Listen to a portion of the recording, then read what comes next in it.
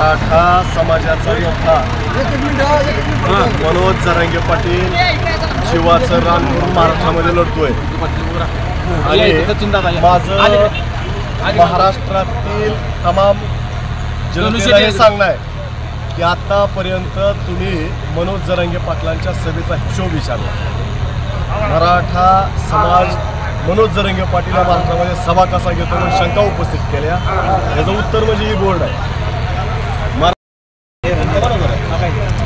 इथं या सभेमध्ये जे अन्नदान होत आहे, आज जवळपास 40 लाख लोकांच्या जेवायची सोय या ठिकाणी झालेली आहे। ती सोय कशा प्रकारे झाली हे मला सांगायचं। एक घर 10 भाकरी आणि चटणी अशा प्रकारे 40 लाख लोकांचं जेवण या ठिकाणी गोळा केलंय। आम्ही इथं हे जेवढे जण उभा आहेत सगळेजण मनुष्य